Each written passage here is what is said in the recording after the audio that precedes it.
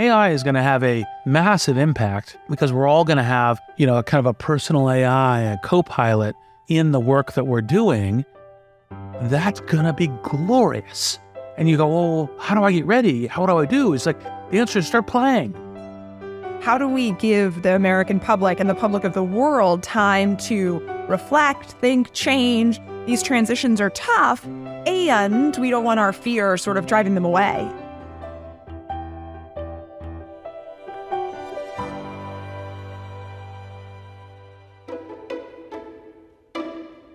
Hi, I'm Reid Hoffman. And I'm Aria Finger. We want to know what happens if, in the future, everything breaks humanity's way. This is possible. Possible. This is possible. So Reid, here we are in episode 10, which is the final episode of the first season of the Possible podcast. And I'm so excited to talk to you to talk about the season and how it went. And for everyone listening, there are more episodes coming this summer, so please subscribe so you can be the first to hear the new episodes. But first, we are going to reflect on how the show went so far. Usually, we get to interview an esteemed third guest, but today I'm turning the tables a little bit, and I would love to ask you some questions. So, as most people know, you are an OG podcaster, whether it's Masters of Scale or Startup of You. And so why did you think it was important to do the Possible podcast? I would love to hear what you thought others would take from this pod. Well, I will definitely answer your question, but I reserve the right to ask you questions too. I think there was a couple of reasons for doing Possible. One, we unfortunately, I think, at least in the US and a number of other countries, we're kind of living in this techlash moment. And, there's a number of different reasons for techlash. There's obviously the questions around, hey, it's becoming so big and ubiquitous. When it goes wrong, people feel it in a bad way. There's worries about the tech companies, all of which I think is definitely fair from a viewpoint of tech companies should be talking about, like, what are they building for? Being more transparent, being more kind of like, here's our values and here's our discourse and where we're going. On the other hand, technology builds the future.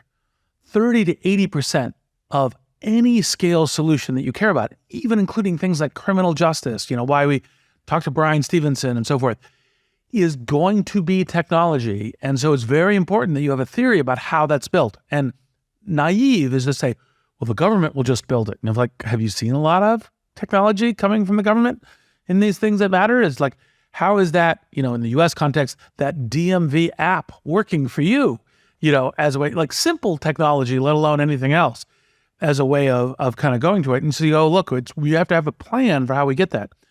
The next part of it is, we have these kind of failures in leadership in the techlash. And I mean, in leadership here, I mean government, I mean media. Like, you get this dialogue around AI, and it's like, oh, the AI is coming for you. And it's like, it's going to destroy your jobs. And you're like, well, boy, then why the hell would we be doing this stuff? And the answer is, think about every month you delay an AI tutor or an AI doctor on a smartphone that's available to everybody. You say, well, I don't want to displace my doctor. Of course you don't want to displace your doctor. You'd rather have the AI medical assistant with your doctor. Now, for the 7+ billion people that can't get access to a doctor, what about them? And we have this massive failure in leadership within government, also within media. Media says, well, it's not my role. My role is to be skeptical. It's like, no, your role is to be skeptical, absolutely. But your role is to help facilitate kind of the thinking about what futures we should possibly go to. So that was the reason why you and I and others in our network and team and everyone else conceived in doing this podcast to say, let's shine a light on where we should be heading to. It's so interesting. I think that I was surprised by some of the reception because I think of you and myself as positive, as optimists, but people kept saying whoa, what a breath of fresh air. We've only been hearing about doomsday scenarios. And so how can you be hopeful? How can you build the future when it's just doomsday? And we've tried to shine the light on some of the things that are actually happening. So I would love to hear, is there a particular comment from a guest that has stuck with you or something that you were like, yes, that's the positive future that we're building towards? Well, we'll get back to your question because I think we should talk about our amazing guests. But I had to twist your arm a little bit to do my co-host. It wasn't a hard twist, but it was you were like, well, what about so-and-so? What about so-and-so? I'm like, well, what about you? And you're like, what about so-and-so? I'm like, what about you? But how is the co-hosting experience for you? I mean, no surprise. It's been so fun. It's like some of the topics, as you mentioned, criminal justice reform is something I know a lot about and I've been, sort of studying and being involved with for years. Other issues are critically important, but I didn't know that much about, whether it's fusion or learning about electrification from Saul Griffith. And so the ability to every week be excited about something, mostly I'm just insufferable by the time I get home at dinner and I'm like telling my husband and my kids and anyone who will listen about all the exciting things that are happening. And so I just find that positivity contagious because then everyone can get behind something. I actually heard from a friend last week, and I won't say which, but he's doing a startup based on one of our episodes. And I was just like, oh my God, that is so exciting to hear the tangible things that people are working on to get smart about something, learn about it, and then see the actual execution, which has been so fun. So I'll get back to your question. Every episode had things that I, loved about it. We were obviously very careful about who we selected. I think I was not surprised, but extremely delighted and I think it surprised a bunch of people who didn't realize that, Trevor Noah kind of has a comedic hat and is very smart about it, but it's not like that's his whole being, that he actually, in fact, thinks about technology, can think constructively, optimistically, as opposed to, oh my God, the writer is going to put out a work by GPT-4, it's like, or ChatGPT. It was like, oh, they can use it to do amazing things. And they just need to start using it. And you could reinvent the way the kind of media and relationship and customize shows and that kind of thing. And oh my God, that could be really exciting. You've got, Saul, with kind of like, hey, if we just fix our relationship with 6 household objects, which would be so much better than the kind of the hopelessness or frankly inactive whininess that you can see too often in this. It's like, oh, I know how to fix at least one, if not all 6 objects.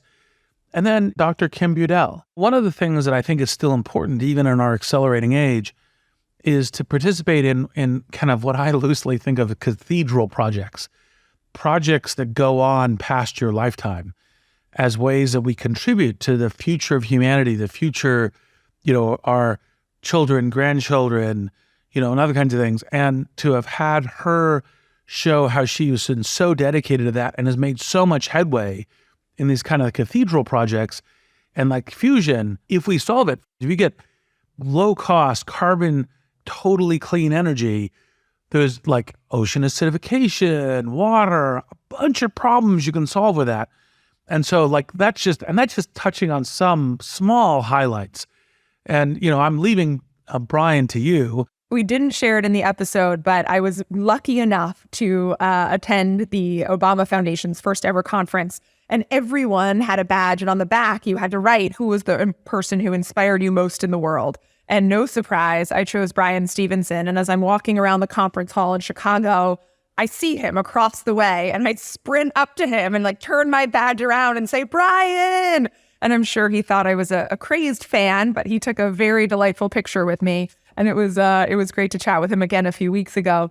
And what I loved about Brian, again, besides just his total hopefulness and positivity, sort of in the face of such, discrimination and horror and abomination of the U.S. criminal justice system, but he kept reframing the question. He said, oh, yes, technology can be enormously helpful. Let's think about, instead of technology better incarcerating people, let's use technology, to your point, as part of the solution to how we can better help people, how we can get people to avoid the criminal justice system altogether. How can we use technology to make sure that recidivism is going down? And so I thought that was quite beautiful from someone who is facing so much negativity in the work that they're doing. And I actually had a moment the other day that I almost texted Jeanette Sada-Khan because she had talked about City Bike, which is the bike share program in New York. And I realized it was such an encapsulation of how tech works.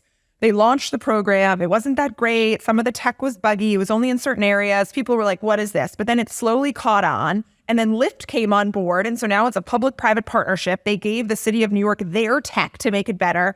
I actually went on a city bike last week for the first time in 3 years, and it was incredible and seamless and amazing. And the way they scaled it as a public-private partnership, they now have e-bikes. Of course, the e-bike technology wasn't available 5, 6, 7 years ago when they launched. And so now we have another clean way to get around New York City.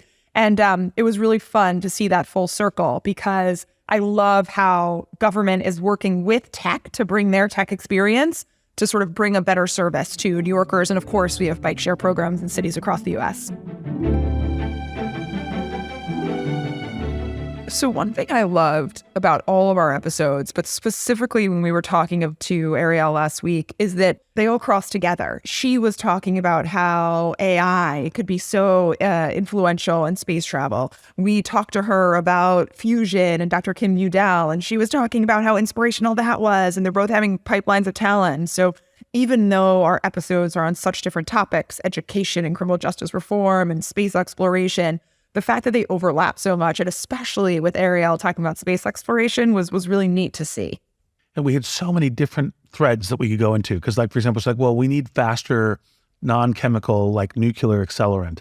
And obviously that plays into fusion and all the rest. And the fact she's already thinking about it relative to nuclear subs. And, everything from that to, how does biology change? And what is the key thing to be able to be doing in radiation, which could also, of course, really help medicine, which is, of course, later when she's saying, well, the other area that I've, given some real thought to and hope for is precision medicine, and, kind of CRISPR and genetics and genomics, obviously tied to kind of some of the radiation thinking. So, the Possible podcast also goes into space and goes to the moon. Another guest, of course, that we had this year was GPT-4. GPT-4 played a part because they were part of our GPT-4 AI stories throughout the episodes and throughout the season. I'm not going out on a limb by saying that AI is going to continue to dominate many of our conversations into the future.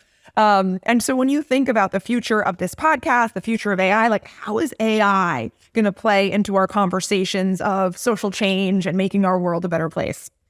This is, again, a very central part of Possible, which is to say, it isn't to say don't take concerns and steering and, challenges and potential harms seriously. But the way that you do so is by driving to the things that are good. Again, with Jamie and the future work, it's kind of like, is this going to take some of my job? And the answer is, it's going to take some of it.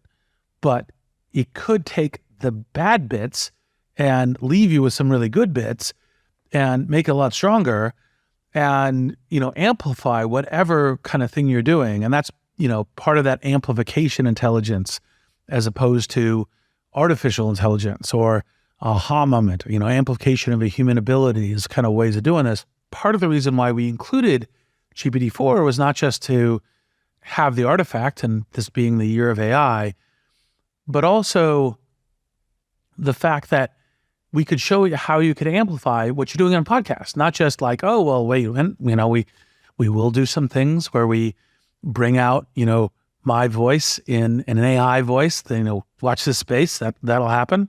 But also like can be a co-pilot, a personal AI in the way that you're doing these things. And so we're experimenting and because that's our advice to everybody in their work and their careers is to experiment on how you could make your work better. And we're like, well, maybe if we charted some, we're talking about the future and we're charting the future, and maybe if we could make our, kind of chart some stories that could make the dialogues more interesting and better with our guests.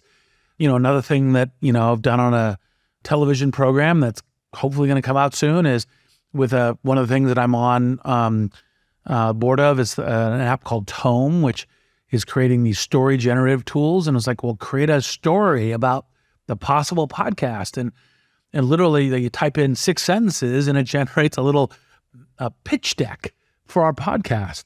Well, experiment and play with it. That's the way to learn. That's the way to think about, how to engage in these things. That's part of the reason why this, and AI is going to have a massive impact because we're all going to have, a kind of a personal AI, a co-pilot in the work that we're doing.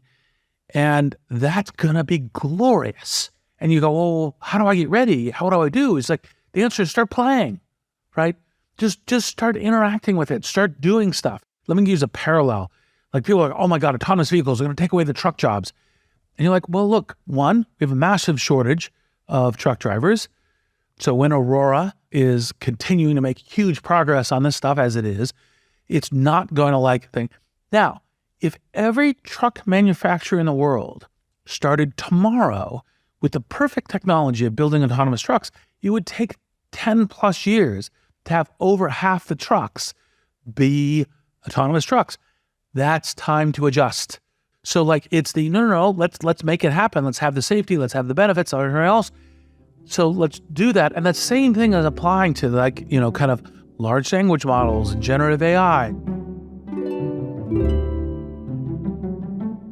So as we talk about AI, I love how you said, that transition time. Like when we heard from Sam Altman and Greg Brockman, that's what they talked about a lot is how do we give the American public and the public of the world time to reflect, think, change. These transitions are tough and we don't want our fear sort of driving them away. And so as we're talking about AI, I would be remiss if I didn't mention that you just launched your first company as a co-founder since LinkedIn. Inflection launched a few weeks ago. And I was actually playing around with it. And I wanted to talk to this personal intelligence.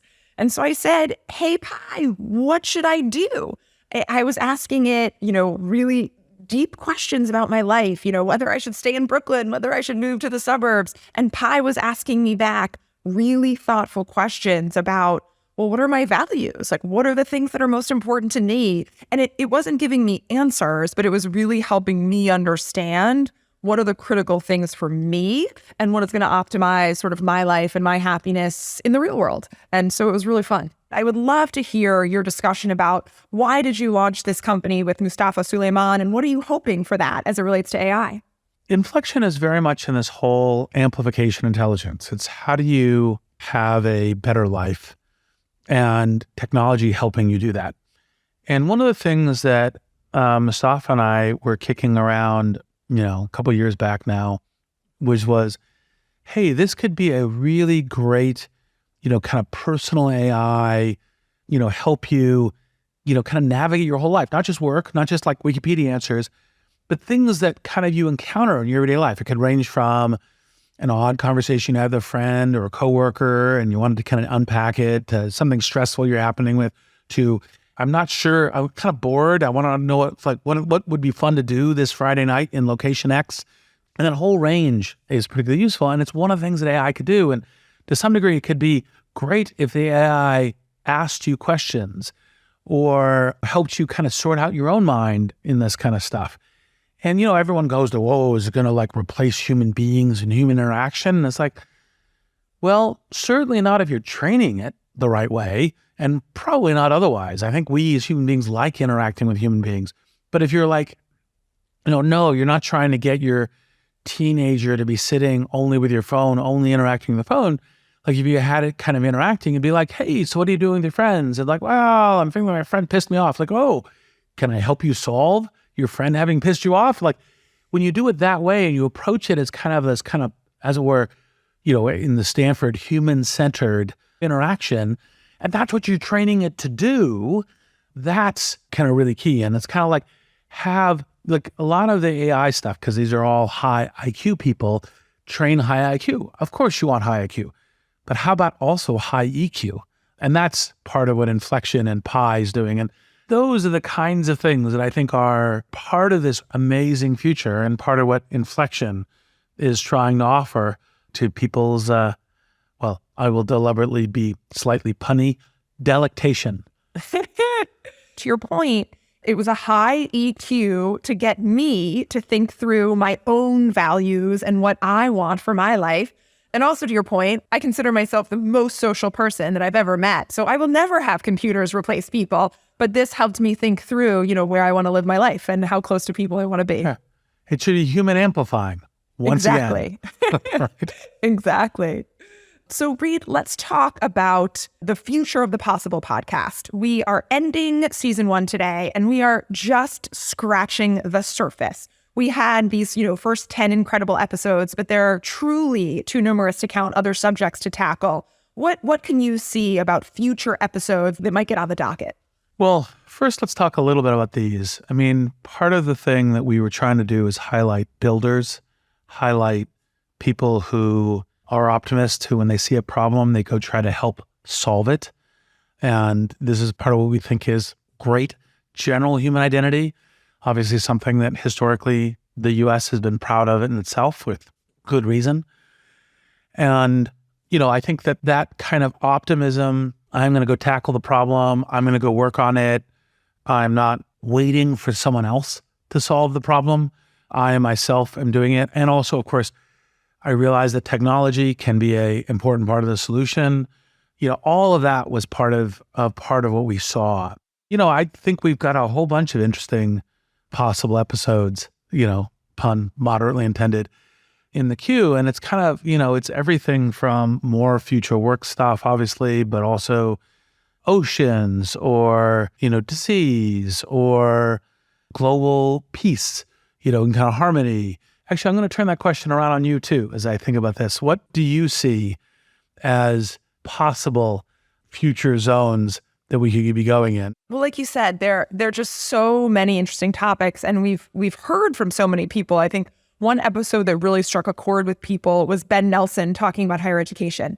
And folks said, this was incredible. Education affects us all. It's such an upward mobility driver. Can we look at K-12 education? And whether that's, I was talking to an entrepreneur last week who's looking at K-12 education in Kenya and other African countries, to looking at the U.S. K-12 education system. There's so much that is possible with technology, smart policy, et cetera. I also think government, we always talk about government and tech. It's a tri-sector. It's nonprofit, it's industry, it's government working together. And I think AI in particular could make government work so much better for its citizens and make us all, smarter, less gridlock, all of the things that AI can bring.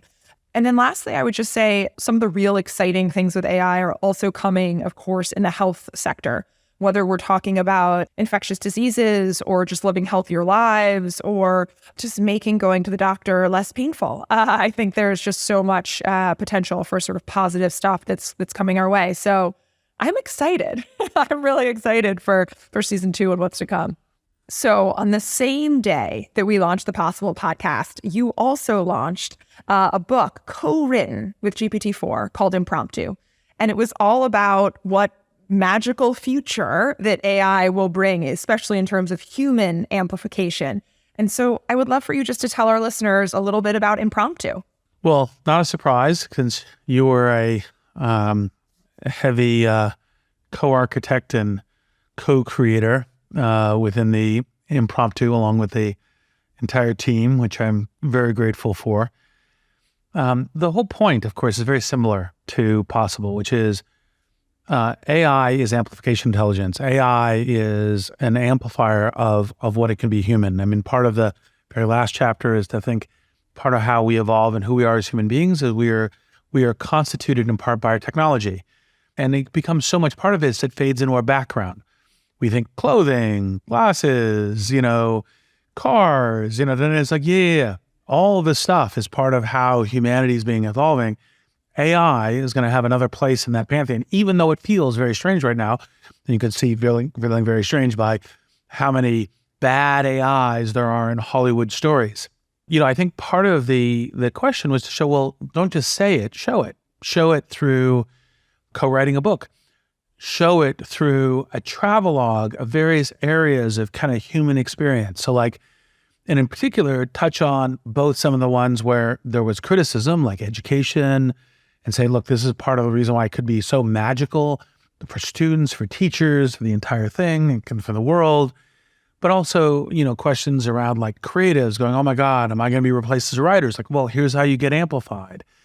Journalism, since the journalists are in, kind of 95% critical of this, is look, here's how it's going to be important for journalism and good versus just the AIs are coming for the newspaper near you, not just your job.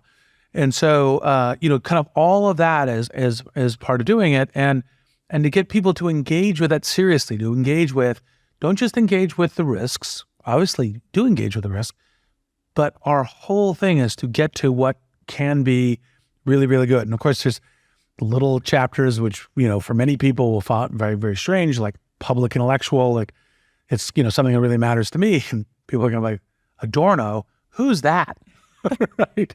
Of course, I always more and more with AI, throwing in little bits and pieces of it, like when I did the fireside chatbots, doing a podcast with, ChatGPT, threw in a bit about Wittgenstein at the very end of the very first one, so it's kind of little bits and pieces. And of course, there's the show how it amplifies my own work in the kind of business stuff, blitzscaling, alliance, other kinds of things as ways of doing it. And that's the kind of the broad brush of it. And, I think we will nearly certainly do a follow-on to this. When and what shape and how.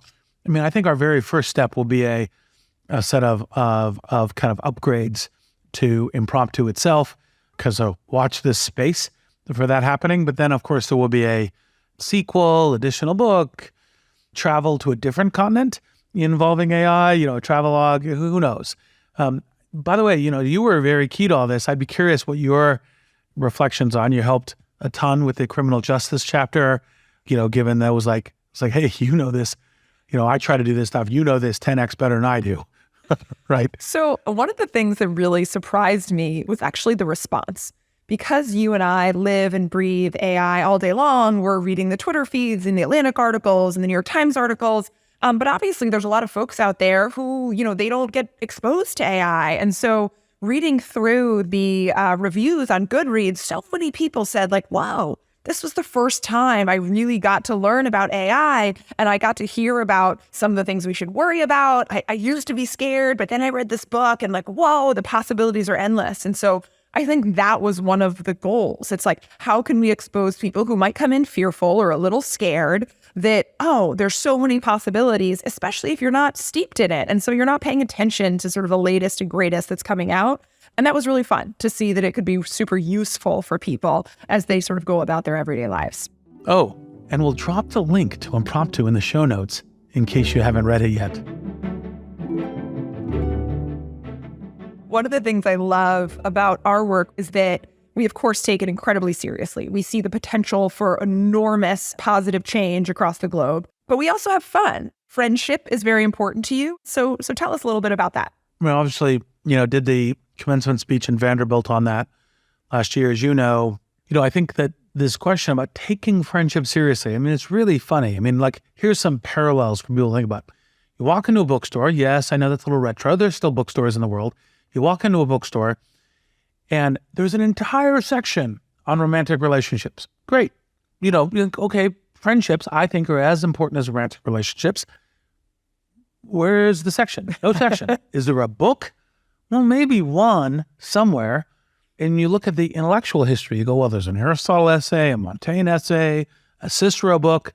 Okay, where is the other stuff, right?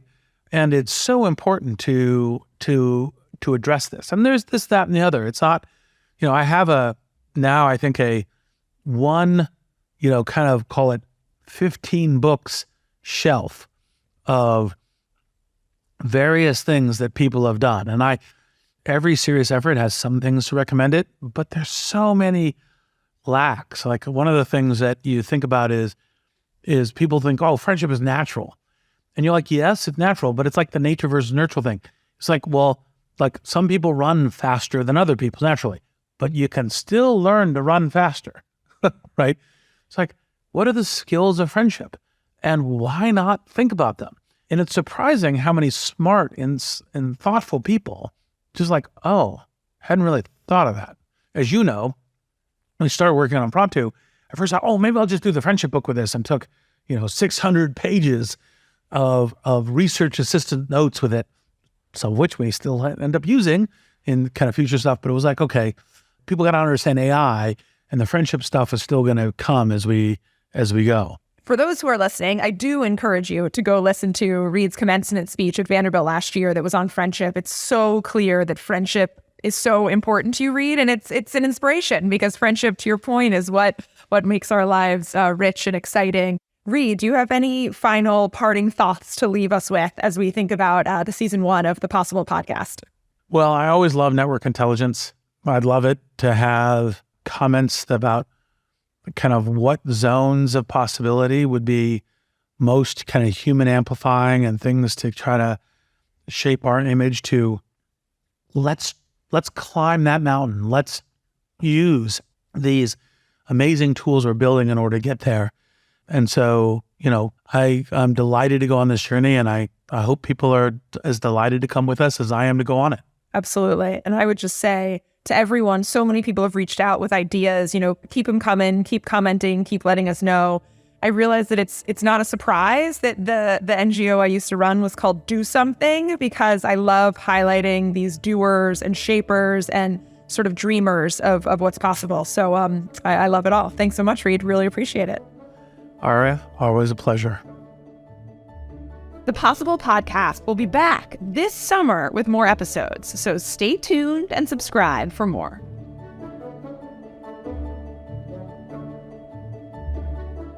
Possible is produced by Wonder Media Network, hosted by me, Reid Hoffman, and R.A. Finger. Our showrunner is Sean Young. Possible is produced by Edie Allard and Sarah Schleid. Jenny Kaplan is our executive producer and editor. Special thanks to Saide Sapieva, Ian Alice, Greg Beato, and Ben Rellis.